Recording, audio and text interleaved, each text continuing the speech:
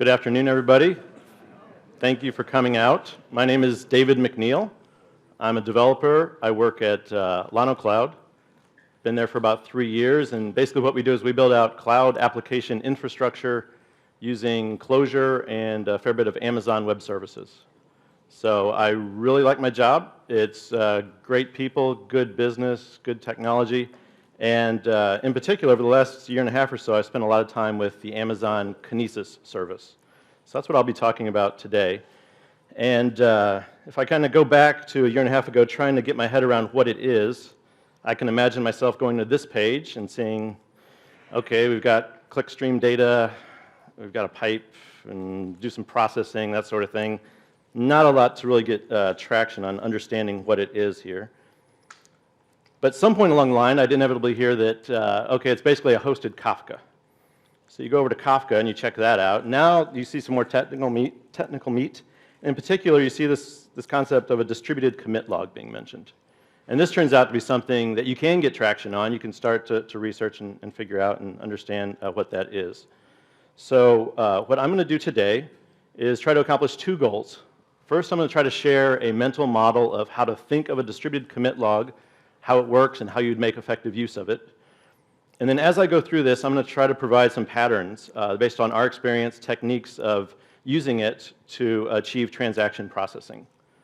And here's really a difference from what I would see in many of the blog posts and discussion about it, where people are using it for like clickstream analysis, where you're seeing what's trending and you're just kind of sloshing the data about, and some can spill. Whereas our application, we needed to account for each and every event. So we wanted to make sure that we were systematically processing all the events. So this was an area that seemed a bit of a blind spot, at least in my ability to Google for things. So this is kind of my retrospective of things that I think would have been useful to me a year and a half ago getting started with this technology. So a few disclaimers. Kinesis and Kafka are very similar, but I'll be talking really primarily from the perspective of Kinesis. That's what I know. That's the terminology I'll use. I believe that many of these ideas translate to Kafka, but I won't be doing that here. And I'll be presenting patterns. I really hope they're taken as patterns, not best practices. So as a pattern, there's a context in which it applies, there's trade-offs. You know, it's not universal rules about what you should do. So rather, I'm hoping to contribute some ideas to talk about different approaches, not promote a best practice per se.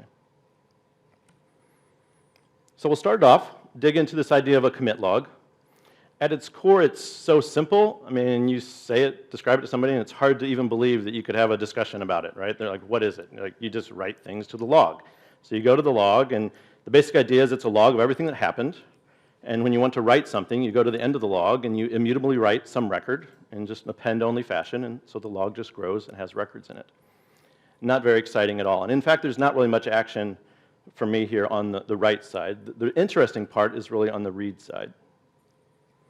But it starts out really simple. So on the read side, the basic operation you do is you come through and you read items out of this log. And the 2 main kind of constraints that govern how you read it is first you read it in sequence. So you just start at a point and then go forward. And the other key characteristic here is you're doing non-destructive reads. So you're not like consuming the records in a sense that like they disappear. You're merely observing those records in the log. And so now you're free to come back later and observe them again. Another application could observe them, etc. So with Kinesis, the data doesn't stay there forever. So you can imagine this, take this analogy too far, the scroll is like curling up there. You get a window of things that you can read. By default, the records will stay in the log for 24 hours. If you're willing to pay more, you can turn that up and have them be kept for up to 7 days. So the idea is you immediately write these records in, somebody else can come in, maybe multiple people can come in and read them, but they need to read them within 24 hours or else they're going to be gone. So in that sense, it ends up looking like a buffer, right? It's a buffer between these writers and these readers, and you need to clear that buffer, not in the sense of destructively, but just getting them before they disappear. So as you go into read, there's 3 different ways you can open an iterator. So all of these will just start at a point and go forward in time, but there's 3 different kind of places you could start at. You could say, I want an iterator starting at the oldest item in the log, and that will just go to the oldest item in the log, and you'll start reading forward from there. You can ask for the newest items, and that really kind of skips everything that's there today and just goes to the head or the tail of the log, and then as new items get written, you'll receive those and you'll iterate across those. And the final is probably the most useful. It's to go to a specific sequence number. So basically, this is the pattern. You're reading along, you get to a certain place, and then you die, or you want to restart or something. And when you come back in, you want to pick up where you left off. So you'd open up an iterator by sequence number to point to a specific place in the log where you left off. So now a bit more about what actually goes into these records that are written into the log. Basically, there's two fields that you provide as a user, as a caller. You say, here's the key for this item, and here's a data, the payload. So when you hear key, don't think like it's a globally unique key. Think it's a key that associates many of the records together. So for instance, if you're keeping track of all the transactions on an account, the key might naturally be like the account ID, and then you'd have a record for every transaction that ties those together. So in addition to those two fields, there's this third field that the system, Kinesis, will add in automatically, and that's a sequence number. And that identifies the order in which the items were received, and that's what you would reference when you make your sequence number iterator. You'd go to a specific location. So these three items are really what make up a record for our discussion here today. So there's the key, there's the data payload, and this number, the sequence number. So I'm going to switch gears in notation. I'm going to switch to this colored ball notation. So here, it's a more compact way to represent these three pieces of information. The color indicates that key that I mentioned. The payload, the data, is inside of the ball, and I'll show that when it's important, and I'll just omit it in many cases. And then the order, the sequence number, is rendered here by a consistent pattern I'll use in the slides here, is that time goes from top to bottom. So the most recent records are on the bottom, and the oldest records are on the top. The sequence tells you, basically what the sequence number was. All right, so now we can get into looking at what Kinesis actually does. So at the bottom here, I have these producers. They all come with their bucketfuls of records that need to be written. They might have multiple threads doing them simultaneously, writing to all different keys. And what Kinesis does is it slurps those up into the cloud, because that's where you'd want them, right, is up in the cloud. So they get slurped up, and it's relatively chaotic going in. But what Kinesis is going to do is it's going to resolve all the race conditions between which one came in when, and it's going to produce like a canonical, here is the sequence in which these are considered to have been received. So you get this disorder going in and this nice ordered sequence coming out the top. But it's not limited to that. So then workers, they're going to come along and move down in top-down fashion. They'll read the oldest record first, and they'll sequence through these records and process them. But this is where you get into the whole kind of distributed nature of this commit log. So we're adding the distributed now to commit log. And so the output, it's not a single output stream, but it'll actually be sharded. And it's sharded by key range. So you notice like all the red balls are in one shard, all the green ones are in another, right? So at a given point in time, all the records with a given key will be in a single shard.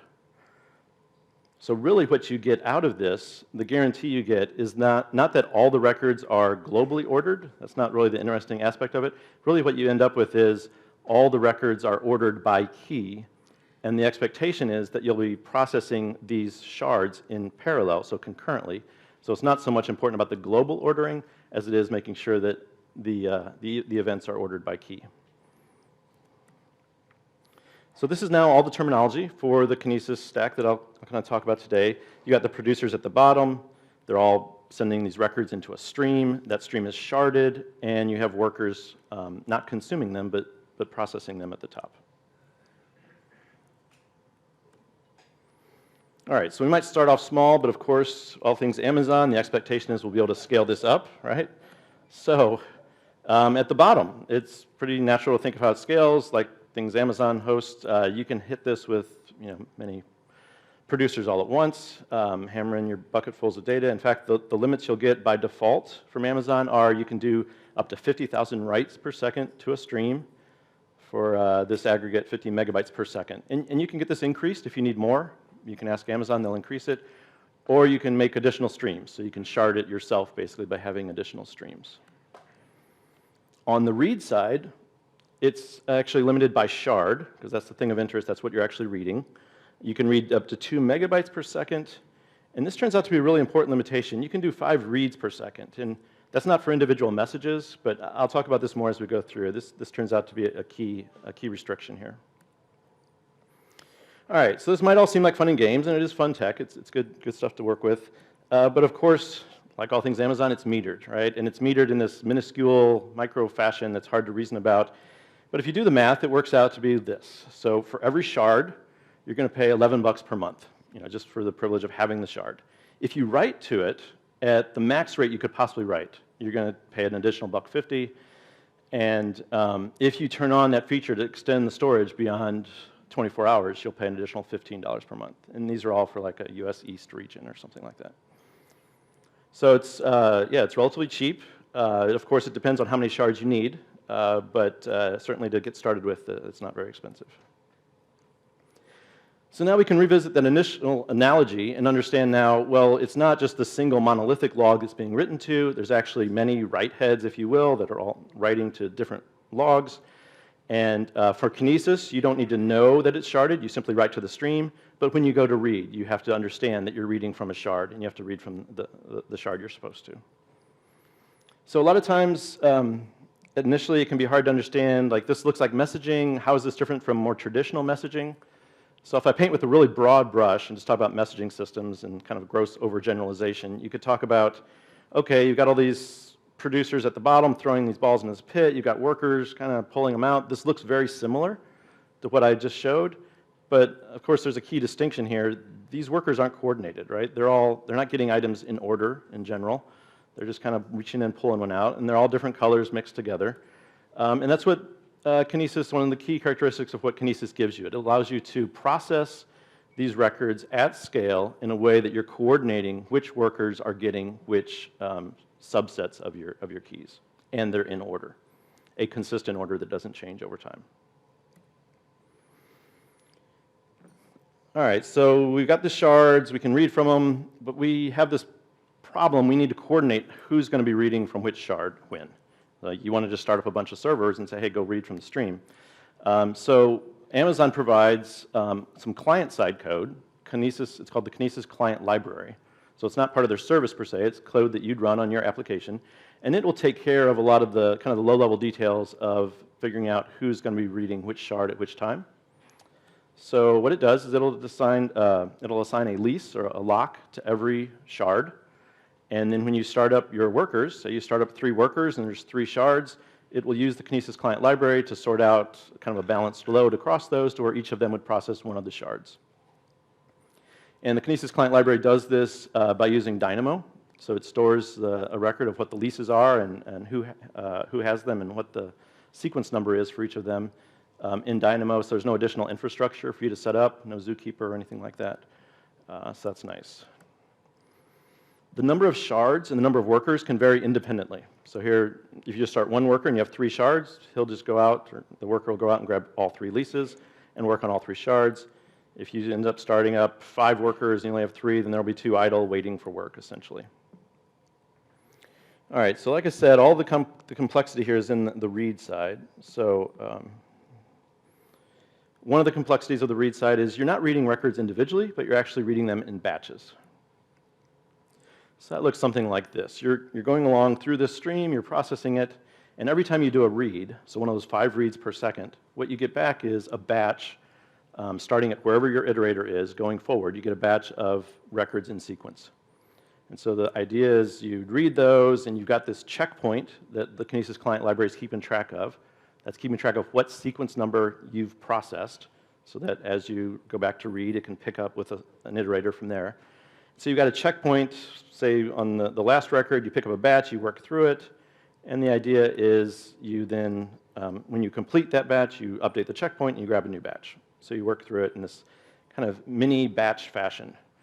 And this again is a little twist on kind of traditional messaging. Like it's easy to think of messaging as like event-driven, you're getting one, processing individual items. But here it's really key to understand you're processing batches of items and you're advancing your iterator kind of in batch steps. So another wrinkle on the read side is what you get is at least once delivery, which is kind of a convoluted way of saying, hey, you're going to get duplicates and you need to deal with it. So how can that happen? It can happen from a variety of reasons. One reason is shown here. You go in as kind of the top worker here, you ask for a batch, you're given one, And sort of unbeknownst to you, maybe you in a past life or maybe somebody else had already asked for this batch, almost processed it all, but then died before they could update the checkpoint. So you're basically getting those records again. From your perspective, it looks like they're being replayed to you. A similar phenomenon that I think of as these zombie workers is there might be other workers out there simultaneously that think they have the lease, but they've actually lost the lease. So maybe because of a network partition or their VM was quiesced or something, they no longer hold the lease, but they haven't realized that yet. So they're walking around, they're dead, they just don't know it. They're processing records. And so really what this ends up leading to is even though you have this lease or this lock and the messages are coming to you, you can't think of it as, oh, I'm exclusively processing these.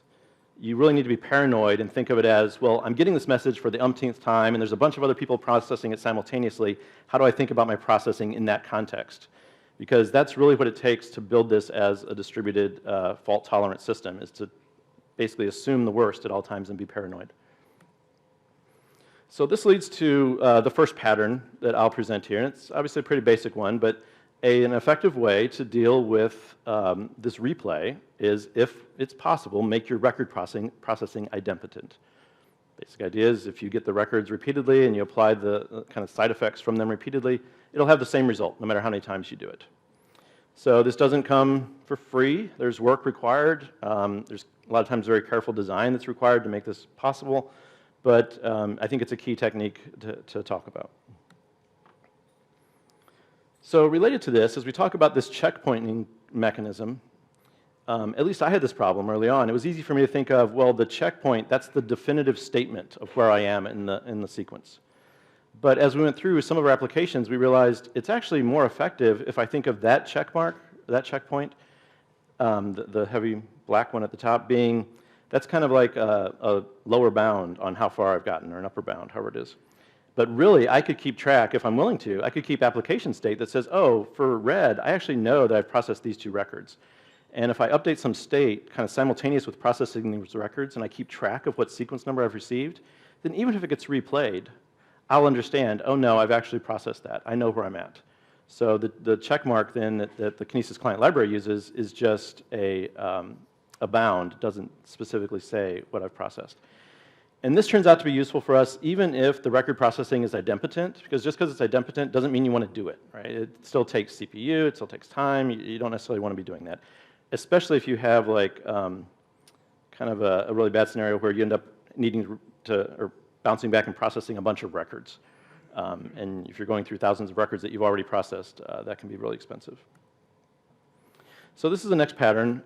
Basically, where an option you have to deal with replay is to keep track by key of the last sequence number processed. And again, this doesn't come for free. This requires keeping some additional state, so you need to balance the trade-offs here and see if it makes sense. All right, next topic, still on the reading side, is talking about parallelizing the processing. So obviously, the shards, you can do parallel processing on the shards. But inevitably, you'll come to the point where you say, okay, yeah, I don't want to make another shard, but I'd like, my processing is a bottleneck here, and I'd like to be able to process this batch, this shard, in parallel. So a technique we've been using for this is we'll have the worker read in a batch, and so that's a sequence of records, and then it'll rip through it and partition it, break it up into subsequences by key. So here you've got all the yellow and green ones, you break it up into here's the yellow sequence and here's the green sequence. So you preserve the order by key, but you're breaking it up. And once you break it up, then you can farm it out to a pool of threads that you have a pool of worker threads that you have to run it. And so this is recognizing that really the invariant that we're leveraging from Kinesis is not the global ordering of events, but it's the ordering of events by key. So this doesn't violate that. We're keeping them in order by key. I think it's also interesting to think of this. Now once you get to this point, you can look at this gray worker down here getting all these yellow messages, and it's not hard to now start to think of that as like a distributed object system, or from Clojure, like a distributed actor, or a distributed agent that's like a thing that lives out there that potentially has state. And like there's all these producers shoving in all these messages, and they're all going to like that guy in order. And so it really enables a style of processing, if you think of it like that, that's pretty powerful. So we write this up, we talk about what it means to do subsequence processing, and like all of them, there's trade-offs. This really kind of drives you to now want to scale up your processing nodes, which is kind of not it's kind of against the grain a little bit with all the cloud stuff. You want to really scale out typically. So I think of this as really just giving us another dimension. So of course we can scale out, but now we can also talk about how we scale up the nodes. All right, so yeah, so things go wrong.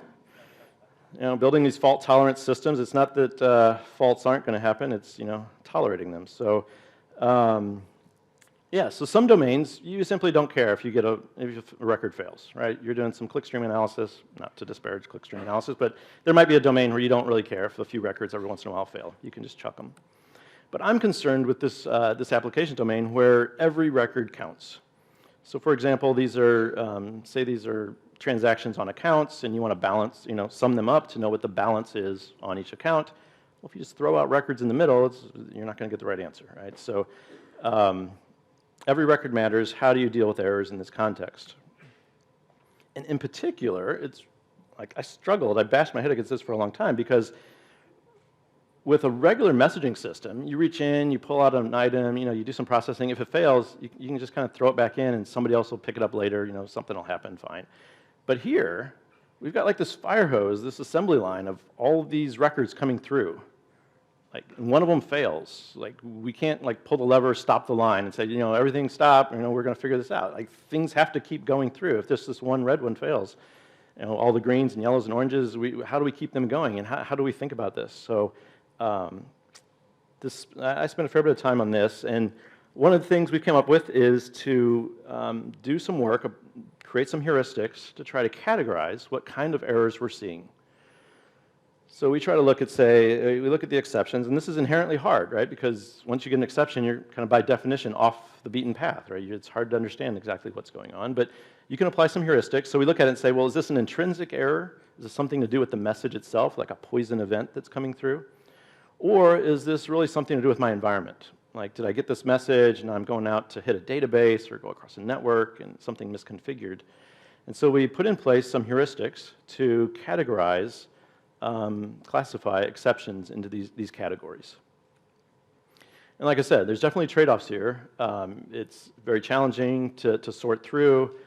Exception handling or exception generation is often a very poorly spec'd part of the libraries that we use, and so it can be very fragile to rely on, you know, what kind of exception you're getting and how they're nested. You know, there's all kinds of wrinkles here. So a related technique here is if we get an error, so this red one is failing, we don't just have to give up at that point, especially if we have this idea of idempotent processing. So we can just retry, like up to some number of times. Just try it again, and maybe eventually there, you know, is a transient error and everything's fine, we can carry on. So as long as we don't do that so long that it really jeopardizes the timing of the whole batch, this is a tool that we can use. Again, it has trade-offs.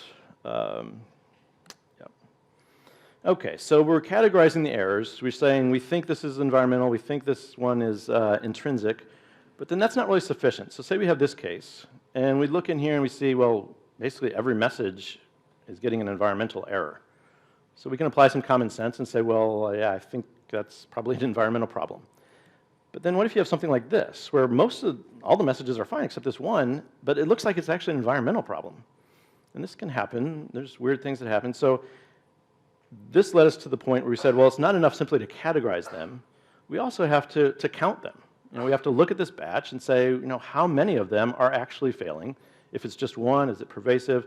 And again, couple this with that other thing where you have kind of these two heuristics you're applying. And I really left out a category here, if you think about this. So I talked about, well, it might be the event, and it might be the environment. And the one I left out is the one that's hard to see sometimes. Like, well, it might be me. Like, I might be the problem. And you know, that can be a startling question to ask. But yeah, I didn't write it up, but we also have a mechanism where the worker can decide, you know, I think I'm actually the problem, and it can surrender its leases at that point, say, hey, I'm going to let somebody else kind of step in and see if they can do better with this. All right, so I mentioned at the beginning, kind of made a point of this, that reading records is not destructive. You can read them multiple times. And what this enables you to do now is have multiple applications that are all reading from the same stream, the same shards. So the way this works is, these are the workers I've been showing. They're for a particular application. They have their locks. But there could be, like this 2 ships in the night, there could be these other workers out there, and they have their own set of locks. They're keeping track of their own checkpoints, and they're just reading the streams in parallel with me. Reads are non-destructive, so that works fine. There's no direct ties between these. So although there's no direct ties, there is an indirect tie. And so I mentioned you're limited to 5 reads per second per shard.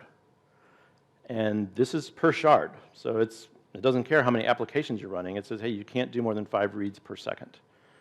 So if you focus on this a little bit, and they don't really call it out in the docs, but if you really focus on this, like the docs talk a ton about scaling out, right? You can do however many gigabytes per second, just tons of scale out.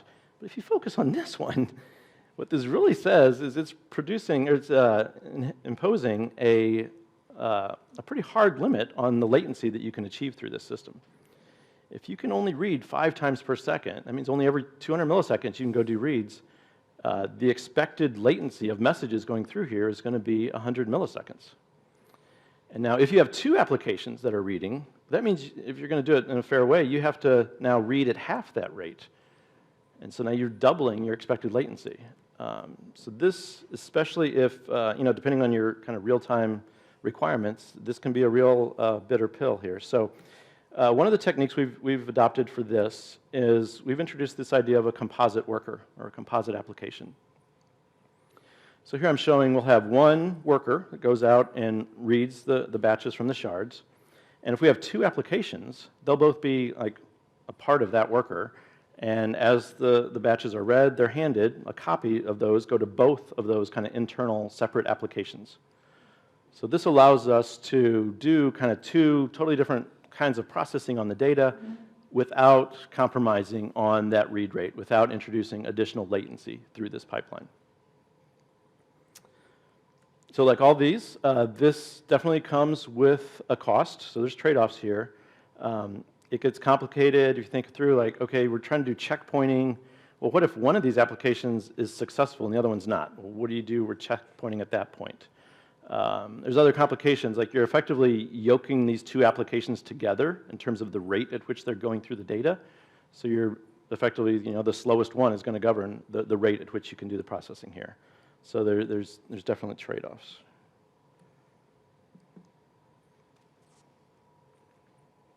Okay, so I've been talking about the shards as if they were static. But it's, in my opinion, it's a mistake in terms of the way Kinesis wants you to operate to think of the shards as static. So you need to write your code. You can't assume there's a certain set of shards. You can't assume what key ranges are in them. Rather, you need to assume that it's dynamic. It's changing over time, and you just need to adapt to whatever the world is. So to start to illustrate this, here's an example. You see 2 shards. And again, like always, time is going down. And so at some point we decide, well, we really need more scale out. And so we split both of those shards, and now we have 4. And then later we say, well, that was really too many. We combined 2 of them, and now we end up with 3. So this is the real picture that you have to deal with as a reader of a stream, is you need to understand that you need to dynamically figure out how many shards there are at a given point in time and process those. And in terms of the order of processing, the constraint we're going for is that the records are processed in order by key. And so that you can kind of extend that idea here to shards as well. That is, you have to process the shards in order. So you can kind of see here, you start at the top. Right? You can't process a shard until you've processed all of its parents. So the 2 at the top, they have no living parents. So you can start with those. And then once you complete those, now you can go to the 4 shards beneath. And once you complete the 2 in the middle, then you can go to the 1 at the bottom. So you have to do the shard processing in order. And then, of course, within those, you process the records in order. And if you do that, if I didn't make any mistakes here, if you follow this through, you will have processed all of the records by key in order. So like here, the red ones, they're all, like at a given point in time, they're all in 1 shard. The yellow ones, all in 1 shard, the same way. So this leads to one of my favorite ways of visualizing overall what Kinesis is doing, and that's like this. So at the bottom, you've got this chaotic mess of all this stuff being jammed into this funnel, and then Kinesis is working to resolve all the races, figure out a canonical ordering for those, and it's producing this kind of tapestry here, right, of all these shards. And so then your job as a reader is to come through and process that with the level of parallelism that's available at each stage. So the Kinesis client library helps with this quite a bit. So if you think about these leases or these locks on shards, you'll have a changing number of locks over time. Okay, and this finally leads then to the final pattern that I'll talk about here. And I haven't really talked much about application state. But here at this point, we've got this worker. The darker worker at the top has done some processing on this shard. And let's imagine it has some application state. So like if it's keeping track of those account balances, maybe it's got the running balance for every account that's in its shard. And then it comes to the point and says, oh, my shard is done, so there's no more work to do there. But there's more work to do on the subsequent shards. So now you can imagine if you have that state, the shard level state, if you will, you now need to kind of break that up. And you need to take like, well, half the state needs to go to this one new gray worker and half needs to go to another one. And that can be a really tricky problem. So one of the approaches that we came up with for dealing with this is to track our shard state, not by shard, because shards are dynamic and they're changing over time, but rather to track our shard state by partition key, so by the keys in the data. And if you do that, so you can imagine, like, say you have like a dynamo table and you want to have the balances. So for the key to the table would be the key from your stream, and then another column would have the balance. So if you key it in that way, like with the grain of the stream, then when the shard splits or merges, you don't have to do anything to split your shard state, right? It's just accessible by key. And so if this new shard worker has all the even accounts, and the other one has all the odd accounts, they just go access theirs from the state. So if you record the shard state by partition key, then you can make the shard splits and shard merges trivial in terms of state management. But like everything, there's trade-offs here. There's additional expense to storing that state, and yeah, there's definitely other things to consider. So that's it. Those are the basic patterns, techniques that we've developed in building some transaction processing applications. I'd like to think that these are that this is what would have helped me when I was starting out like a year and a half ago. So if somebody finds use of it, I'm really glad about that. So thank you all. Thank you for your time. Thanks.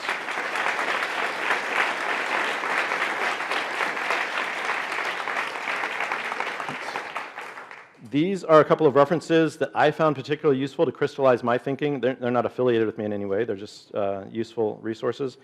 And that's all I had. I think I have a few minutes for questions. So any? Yes? So when testing Kinesis on your local development environment, since it's kind of a cloud offering, do they offer like a new transfer you can run on your laptop? Do they offer a version you can run on your laptop? Okay, so the question is, when you're testing Kinesis, it's hard to test this thing in the cloud. Do they have something to test locally? I'm not aware of anything that Amazon has. What we've done is we've developed our own just really lightweight in-memory data stream that has very similar semantics. So we tend to do, we have a tight feedback cycle with that, and then we're sure to run our tests regularly against Amazon to make sure we don't diverge. So it's like many Amazon services, the feature footprint is really, really small. It's easy to replicate. It's the mountain of like the non-functional stuff that they do that's really what they offer. So, yeah, gray shirt. Previous slide? Yep. And, yep. Behind him. I know this would be somewhat domain dependent, but in a failure case, if you have an intrinsic error, poison event coming in, how do you find that you don't want to block everything up? You just like put a separate poison queue, like that key. So as long as I keep processing the non-plus any more records for that, anywhere next to that key, that's safe to go. How do you generally do that? Right, so I think the question is, if you actually have a poison event, what do you do? I failed to comment on that. That was a line I left out. So the technique we actually use is, a technique I prefer at this point is, when you have that poison event and it's really failing, you can't stop the assembly line. So the idea is, well, identify, like off to the side, say this key is in error. I think of it like closure agents, right? The agent can be in error at some point if you know closure. So you say that's in error, and then any events that you get for that key, you kind of shunt off to another area. Maybe that's what you were saying. Yeah, you have this queue of those, and now you need, your assembly line can proceed, you know, things can go on, and somebody somewhere has to come back and like sort through what is this, process all those queued events, and then get back onto the main assembly line at some point. Yep, yep, yes. How do you deal with duplication on the producer side? On the producer side, what's the question? Because like when you post the kinesis, you never know if it made it there. You know, like you might get, you know, like connection timeout, and you have to resend it. And now you have like duplicates in this area. You're right. So I think the question is, on the producer side, when you send something, you might fail and you might have to send it again. So that's another source of duplicates that I didn't mention. So I mean, there's different techniques. One way is if you have an identifier in the payload that you're sending, then it can be distinguished downstream. Like if you say this is transaction 5, and then you send it twice, then the downstream they can understand that and figure that out. So that's a source of duplication, which is kind of subtly different than the duplication I talked about, but I think there's other techniques to deal with it. Yeah. For like store your like IDs that you've seen so far. I mean, like I mentioned, you like have to store that somewhere, like in a cache. Right. So the main things we would reach for would be like DynamoDB or an in-memory cache, like Elasticache or something. Yeah. Yeah. Do the workers get to control the batch size? If we have a slow client processing a shard, do they get to control how much they want to receive in the batch? So can the clients, when they're reading, control the batch size? I don't know, actually. I'm not sure. I'd have to check the docs. Yeah. Yeah. Do you have any recommendations on serialization to Kinesis? Do you use like JSON or? So the question is, what serialization to use? I don't know that I have the best advice on this. I like for development time JSON for the readability, but then when it comes to hardcore production, like there's different constraints on you, so I wouldn't necessarily do that. Yeah. Do you have a way of knowing how far behind your consumers are? Yeah, so the question is, can you figure out how far behind your workers are or your consumers are? That is one of the most important metrics to monitor in this thing because that's the heartbeat of your system. And so Kinesis actually produces a metric. So you can go into CloudWatch and you can see how many milliseconds behind your workers are. Yep, for each shard. Yep. And having been down this road, would you go down it again, or would you maybe try one of the competitors? What are your overall feelings about it? Yeah, so I'm kind of embarrassed to say this actually. So do a ton of cloud work, and it's almost entirely with Amazon. And I feel like I'm missing out, like I should broaden my perspective, but I tell you, it's so good and it works so well that I'm really I have blinders right now on Amazon. But kind of in general, in terms of career development and broadening my understanding, I would love to see other providers and how they handle this. And in particular, I know there's a lot of similarities here between Kinesis and Kafka, but I haven't personally done enough Kafka to really understand all those. So at some point, I would love to dig into that more and understand what it does. Do I still have time? I do. Anything else? Yes? Speaking of composite workers, so you have two of them. What if one of them are slow? So you will be, like your throughput is like the most throughput you will get is the most slowest worker you have. Yeah, so with composite workers, I actually tried to make that point. Obviously, I didn't make it clear enough, but yes, that will reduce you down to the rate of your slowest application, and that's a definite problem. Do you have like a specific group of workers? So here's the most complex worker or the one that are more performant. Do you group them by time? Okay, so yeah, so yes, I would say this. So when you're making those composite workers, you can't just do that blindly. I think this is your point. You need to take into account what they're doing so that you don't have like unequal yoking, right? They're yoked together. They need to be going at the same rate. They can't be going at dramatically different rates. Yeah. Anyone else? No? All right, thank you. I'm happy to talk about this stuff. I love this stuff, so if you want to come up front or whatever, we can talk more. Thanks.